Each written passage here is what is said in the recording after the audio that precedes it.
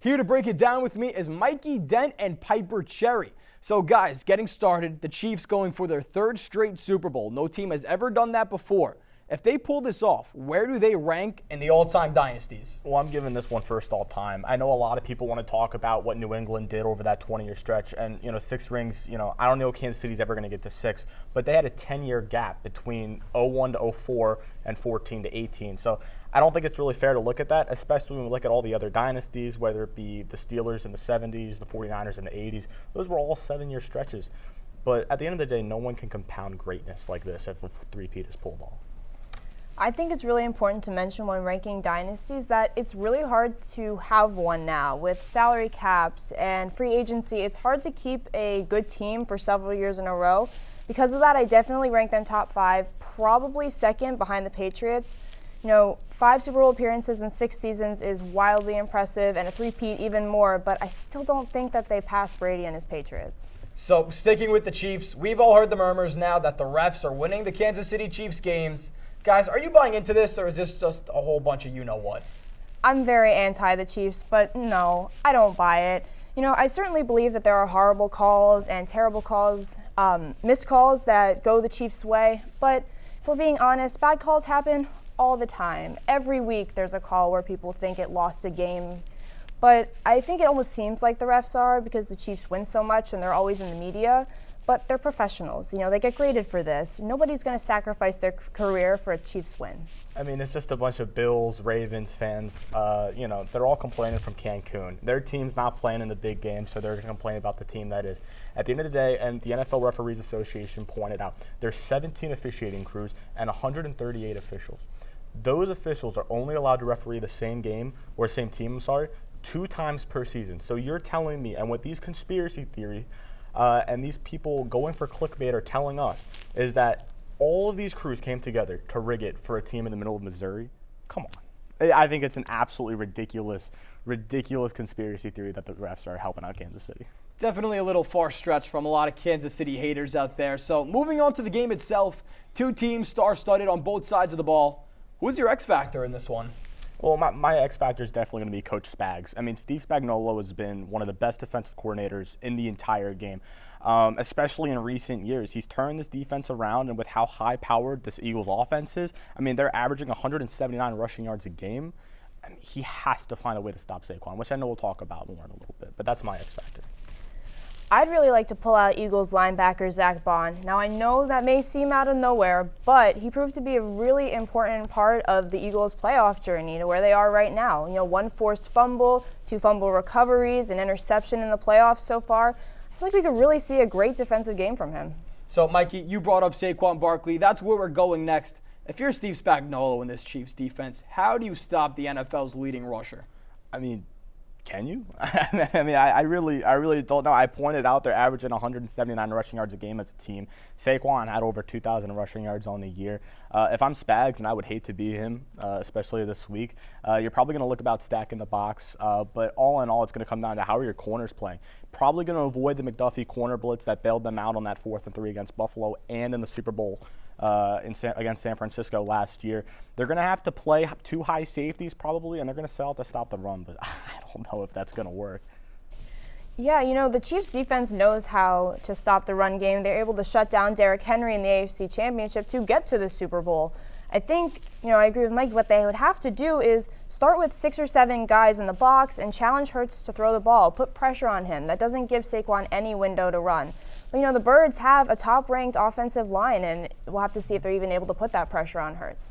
Well, we still have a little bit of time here, so Mikey, the Mahomes lover, Piper, the Eagles fan, how about some Super Bowl predictions? Who do we think's coming out on top? I'll start off. I'll say I think Philly gets the win. I'm a Mahomes guy, but at the end of the day, this Chiefs team is not what it used to be. It's not 2019. It's not 2022. Matt Nagy's the OC, and that guy, compared to other offensive coordinators, I mean, he hasn't been able to show it. Yeah, I agree. I'm, as a Birds fan, I know I'm biased, but I still say go Birds. I think they're going to win. I think there's no shutting down Barkley. Well, that will do it for our NFL playoff discussion. Well, once again, I am joined by Mikey Dent and Piper Cherry. We'll get right into it discussing men's basketball. Last season, they clinched the 3 seed in the CAA tournament. They sit a little below that right now with a month left in conference play. Do you guys think they could get at least the 4th seed heading into the tournament? Unfortunately, I'd have to say Bohr. They're currently tied with 2 other teams for the 8th seed, and their schedule is easier in the back half, but they may just be a little too far back from the 4th seed Charleston right now. A lot of puzzle pieces have to fall into place to make it happen. I'm going to say Roar. I think it's absolutely possible that they get that 6th seed. I mean, looking at it right now, Elon currently holds it. They're Hofstra's a game and a half away from taking that spot. And again, the beauty of playing all within your conference is that ultimately every time you get a win, you're setting somebody else in your conference back. And 6th is like literally in a 12-team conference. That's right in the middle. I mean, they got that. Come on. Heading over to the Diamond, Dylan Palmer was ranked by NCAA Division I the 28th best second baseman in the nation heading into this season. Do you guys think that he could finish first in batting average in the CAA? I'm going to give it a Roar. I love this take. He batted .379 last year. I know there's some criticisms about the power. He had 1 home run throughout the season, but batted .379. He's coming back. I have no reason at all in my mind to think that he's going to bat anywhere lower than that. So continued success. I mean, Roar. Yeah, I agree wholeheartedly with the Roar. Palmer is crazy good, and he was only second to Tyler McGregor last season, and McGregor's not there anymore.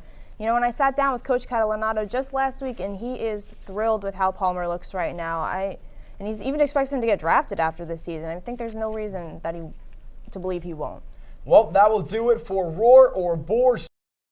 Now it's time to crown our first athlete of the month of the spring semester. We got a lot of good options to choose from. Who do you guys have?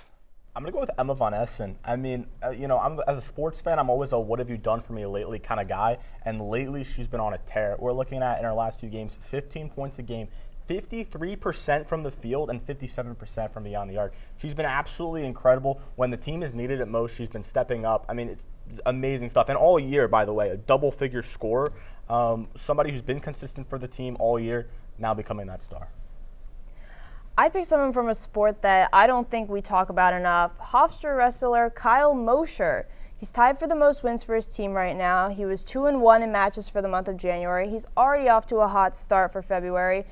He's ranked in 4 different rankings. I've got to go with Kyle Mosher. These are 2 great choices. Guys, I can't believe that we have Cruz Davis sitting about 50 feet away from us and nobody takes him for the athlete of the month. So I'm not sold on anything yet. Mikey, I want to go back to you with Emma Von Essen. Paint me a picture here of this team with and without her this season when she's been hot. I mean, what happens when you take away one of your best shooters, a 57% from behind the arc, like I pointed out? What do you do when you lose that? When you lose that all season, like I said, she's been averaging double figures.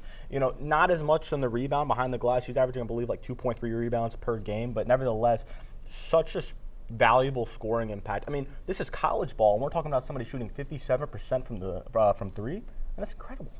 And Piper, talking about Kyle Mosher, this is a Hofstra wrestling team that every season seems to have a few bright spots, and right now in the beginning of the season, Kyle Mosher seems to be standing out among the rest. What could you say about him if you had anything to pick? I think he's just such a solid competitor. I mean, he did so well in January, and he already looks so good in February. You can just predict that he's going to continue to have this really strong performance for the rest of this month too.